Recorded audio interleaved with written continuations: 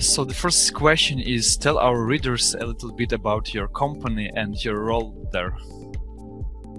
Okay, well, our company has a long history in technology and development. We started as a software developer, like a company of one person in 70s, and then won a pitch for NASA, actually, for developing spirometer, the pulmonary diagnostic system, which would be small enough to be fit in a spaceship. And since then, we are at this lung sector of healthcare, producing the devices which help to do diagnostics. And my role was it's kind of interesting. I just recently relocated to Finland from Russia, and I was looking for a job, and it's not extremely easy actually being a foreigner to get employed in Finland. So I had to go through the internship program with Medikro, with my company,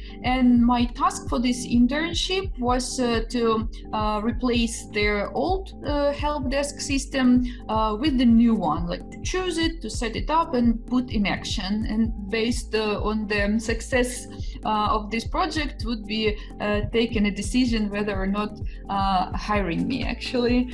And it was quite an important project for all the participants of the project, and I guess that's why I thought that I want to be backed up by somebody professional in this area, because despite of having about 10 years of experience in digital projects, the help desk systems were something new to me. Question about why did you need a professional service to manage the settings in your Zendesk instance? This is something I actually need. This implementing a help desk is quite in the core of your business if you work with customers, and that is where actually your interaction happens.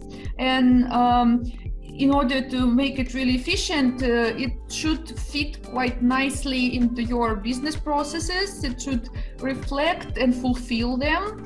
And Zendesk is quite a powerful system. It's actually capable to fit in basically any company's ecosystem, but it's so flexible and so diverse. There are like 1,000 ways of achieving kind of same goals, but depending on what way you choose, it's quite important how flexible the system gonna be, how scalable and transparent possible for you to develop it along with your business.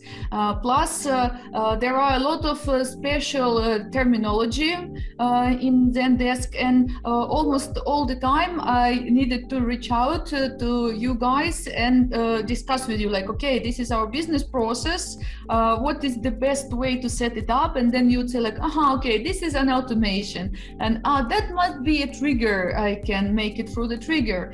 And I was like, okay, do it.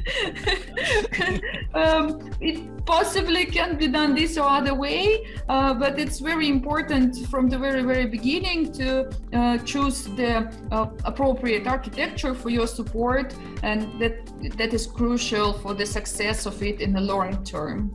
So it's really good to have some professional helping you on your first steps. And how did you find us?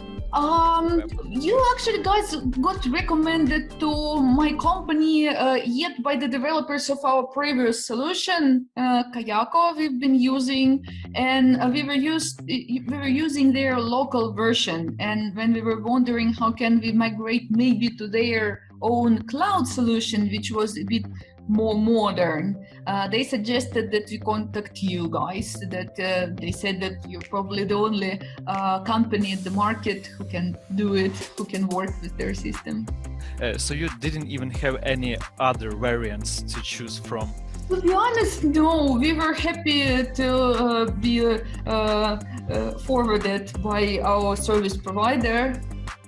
And I think this is the last question from my list is, do you have any tips for people looking for a professional setting management in Zendesk? Tips is to spend a good amount of time at analyzing and understanding your situation and the goal you want to achieve with your setting. Like, don't concentrate that much on triggers or automations, but try to describe in more detail and with the reasoning what kind of behavior you want to have there, and the guys in Relokia, they can do the rest for you. I think is one of the important things is to think of the naming. Like, once you start to build the content and the rules in the system, you quite soon end up with having lots of rules and everything, and it's good to think from the very beginning how you name those things, like maybe some categories. You understand what I mean once you start doing it. So once you notice that you create new rule, immediately come up with some categorization and appropriate naming. It will save you lots of time in debugging, for example, when you will try to find what went wrong. Thank you for your kind words. It was a great interview.